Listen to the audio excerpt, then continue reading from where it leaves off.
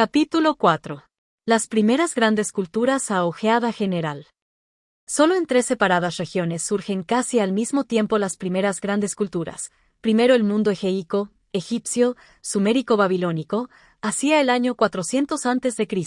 Después la cultura prearia del Indo descubierta en las primeras excavaciones, perteneciente al tercer milenio y en relación con la Sumeria. Y, por último, el arcaico mundo chino del segundo milenio antes de Cristo, probablemente, anterior, del que quedan escasos vestigios y solo se trasluce vagamente en los recuerdos que ha dejado.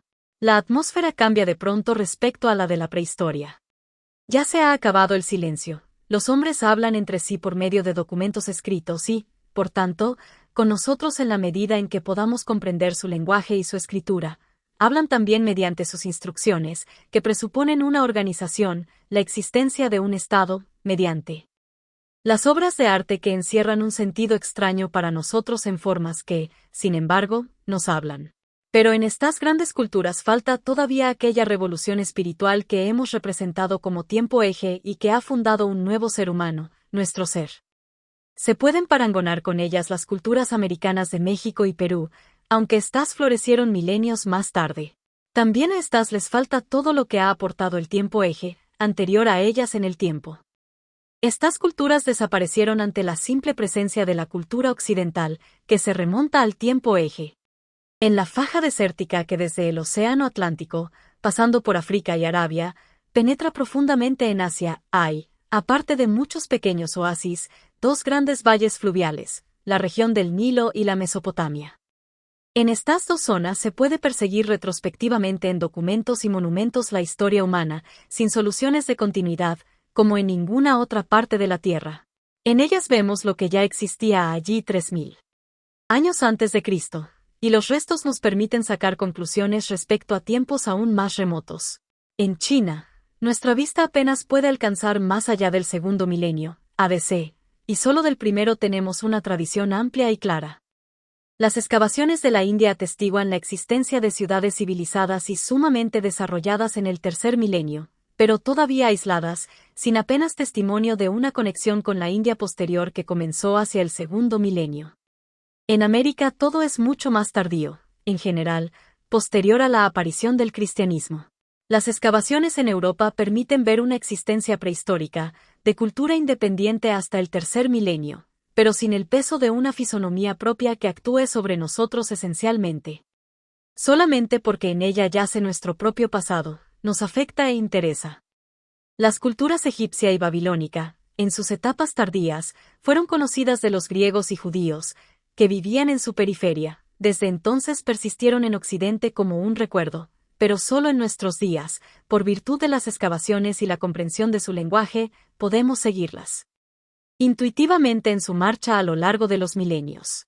Solo por excavaciones conocemos la cultura del Indo, y, en verdad, desde hace algunos decenios, su recuerdo se había desvanecido en los propios indos, los signos de la escritura aún no han sido descifrados. La tradición china idealiza el fundamento de su cultura tal como era en el segundo milenio y anteriormente. Solo en algunos residuos hallados en las excavaciones se nos hace visible. ¿Ve qué acontecimientos han iniciado la historia?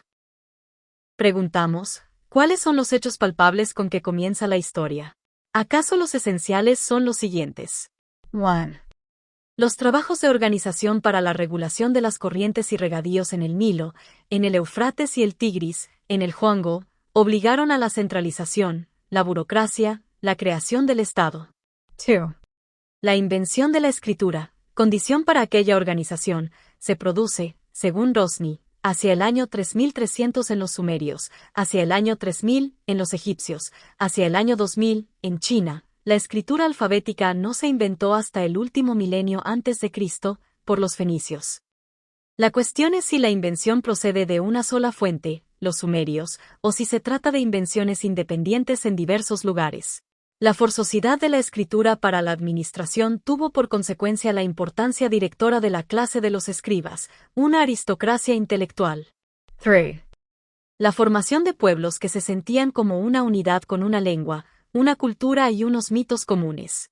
4. Más tarde, los imperios mundiales, partiendo primeramente de Mesopotamia.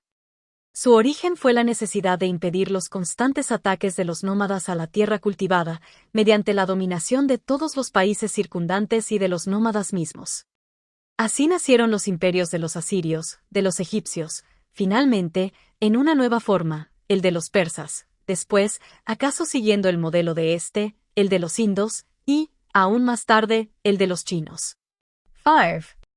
El advenimiento del caballo, que en las culturas antiguas ya desarrolladas es solo un momento de su transformación, como caballo para los carros de guerra y como animal de cabalgadura. Este hecho tuvo como consecuencias abrir a los hombres la amplitud y la libertad al emanciparlos de la sujeción al suelo, una técnica nueva y superior de combate, la creación de una clase señorial dominante, conexionada con el desbravamiento y educación del caballo, el coraje del jinete y conquistador, el sentido para la belleza del animal. Los acontecimientos que abren la puerta a la historia nos llevan a una cuestión más profunda. ¿Qué le ocurrió al hombre para que pasara de la historicidad a la historia? ¿Qué es lo que realmente, en su ser, conduce a la historia? ¿Cuáles son los caracteres fundamentales del proceso histórico?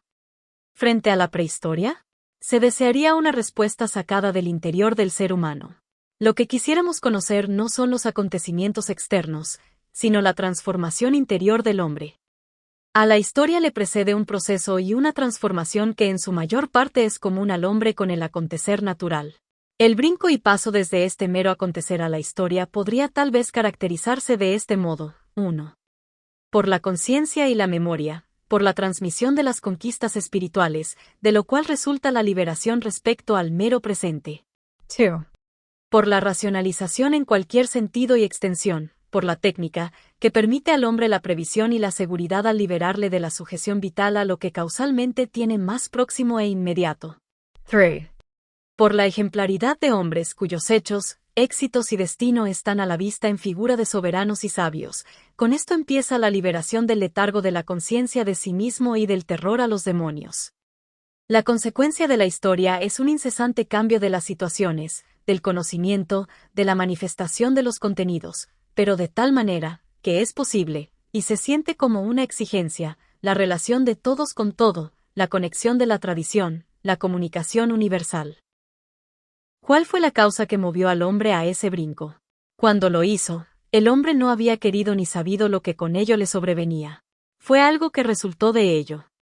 El hombre no es, como los demás vivientes, limitado y concluido en su peculiaridad, sino que está ilimitadamente abierto en sus posibilidades, no concluido ni concluible en su esencia. Lo que en el hombre había introducido en su origen, lo que en la prehistoria ya tuvo que haber actuado como germen de la historia, irrumpió después poderosamente cuando comenzó la historia. Este brinco del ser humano que dio lugar a la historia puede ser concebido como la desdicha que ha sobrevenido al hombre. Algo inconcebible aconteció, un pecado original, la irrupción de una potencia extraña.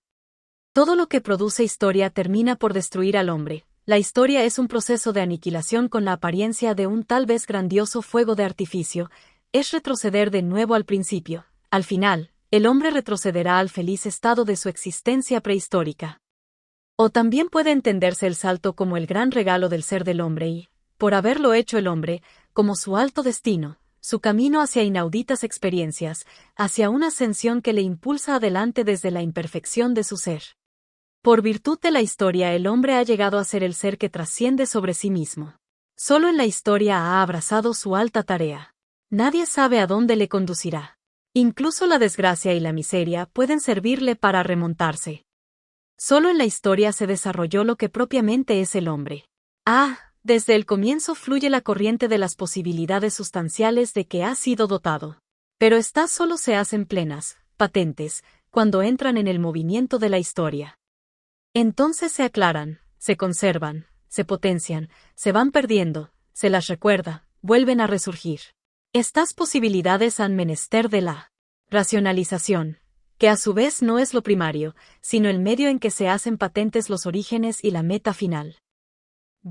Con el salto a la historia, el hombre se hace consciente de la fugacidad. Todo en el mundo tiene su tiempo y debe perecer. Solo el hombre sabe de su muerte.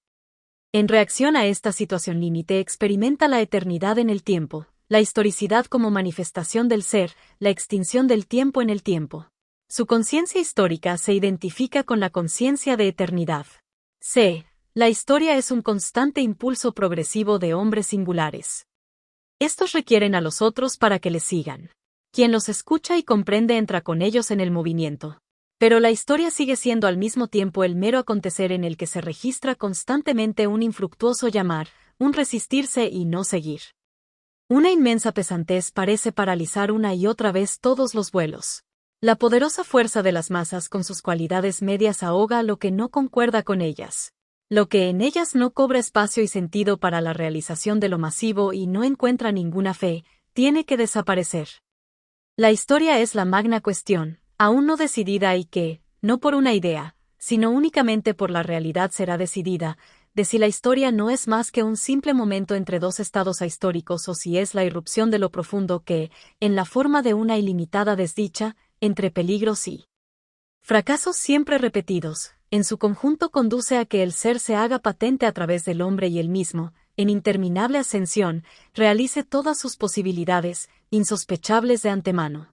C. Elementos comunes y diferentes en las grandes culturas más antiguas.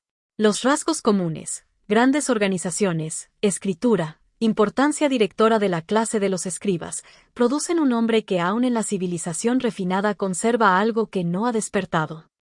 A este estado de sopor y letargo sin verdadera reflexión, corresponde una racionalización específicamente técnica. En las grandes comunidades todo está prisionero por las imágenes intuitivas del ser, fijado en ordenaciones a las que no se pone en cuestión. Es una manera de ser sin problemas que se declara y a la que se sigue. Las cuestiones fundamentales humanas están encapsuladas en un saber sagrado de carácter mágico, no abiertas a la inquietud inquisitiva, salvo en unos cuantos conatos visibles, indicios del despertar que no tienen desarrollo posterior. Un vigoroso brote se registra en la isla de la justicia en Egipto y especialmente en Babilonia. Pero la cuestión del sentido no se plantea expresamente. Es como si ya existiera la respuesta antes de la pregunta. La analogía de las situaciones y evoluciones incita a buscar un fondo común. En todas las épocas, herramientas e ideas se difunden lentamente por la superficie del planeta. En cada caso buscamos un centro desde el cual se propaga la innovación. En este sentido se establece la hipótesis de la significación universal y cimentadora de los sumerios en las riberas del Éufrates, de las cuales irradian influjos decisivos hasta Egipto y China. Pero en esta extensión el hecho no está comprobado. Otra discutible hipótesis sitúa el centro de la cultura en Asia, acaso en el Kurdistán occidental y junto al mar Caspio, del cual, floreciente reino de la cultura en una época más húmeda de la tierra, partió la migración en todas direcciones en la época de sequedad. Así tuvo lugar la fundación de las culturas por todo el continente euroasiático desde China hasta Egipto. Pero cuando se mira a las profundidades abisales de la prehistoria no se tropieza con un suelo firme que la experiencia confirme convincentemente. Sí, empero, lo común tiene acaso un fondo común, entonces solo nos queda la idea completamente vaga de la profundidad prehistórica del Asia.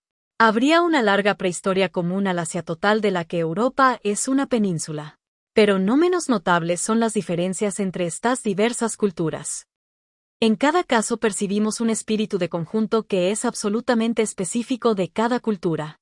En China solo hay conatos de mitos, representaciones sobre el orden cósmico referidas a una concepción naturalística del hombre y una vivaz concepción de la naturaleza. En Mesopotamia encontramos una dureza y una fuerza, algo dramático, que linda con la tragedia en la temprana épica de Gilgamesh. En Egipto se advierte un elevado sentimiento del estilo de grandeza solemne y una clara serenidad que goza de la vida en lo íntimo junto a un enmascaramiento de la vida por la niveladora compulsión al trabajo. La diferencia en la lengua llega a las raíces del espíritu. La lengua china es tan radicalmente diferente de las occidentales no solo en las raíces de los vocablos, sino en la estructura, que difícilmente se puede imaginar que procedan de una lengua originaria común. Si no obstante ésta ha existido, entonces el proceso que ha conducido a esta diferenciación ha tenido que ser tan largo que la procedencia común desde una cultura central asiática, que vivía en las lindes de la prehistoria, resulta inverosímil. Absolutamente distinta es también la relación de estas grandes culturas con lo posterior. Griegos y judíos las sentían como algo distinto y extraño, pero las conocían y conservaban su recuerdo. las contemplaban con espanto y admiración, y después también con desprecio. Los indos posteriores no sabían nada de su vieja cultura, la habían olvidado por completo. Los chinos posteriores al tiempo Eje veían en su vieja cultura su pasado en perfecta continuidad, sin ruptura, sin sensación de novedad, aunque fuera en el sentido de caída, considerándola en una forma idealizada, mitificadora, como modelo ejemplar desarrollado en la fantasía creadora. Sin embargo, en estas grandes culturas faltó el verdadero movimiento histórico. Después de las extraordinarias creaciones del comienzo, los milenios fueron en el aspecto espiritual una época relativamente poco movida, pero, sin embargo, una época de migraciones, siempre repetidas desde el Asia Central, de conquistas y de revoluciones, de exterminio y mezcla de pueblos, y de un constante restablecimiento de la vieja cultura, que las catástrofes no hacían más que interrumpir. El relato de la historia de estos milenios está ciertamente lleno de sucesos, pero estos carecen, en absoluto, del carácter de decisiones históricas del ser humano.